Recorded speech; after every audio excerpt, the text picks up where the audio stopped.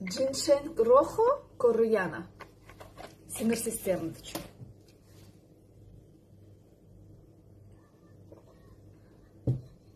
Multivitamin soft enerjili kalmak için.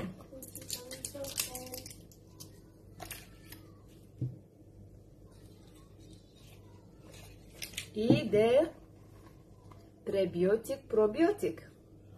Bağırsak sistemimiz için. Bağırsaklarımızı temizleme için, dağışlakları ayırma için hem de karnından kan yedirme için. Hakkı faydası var.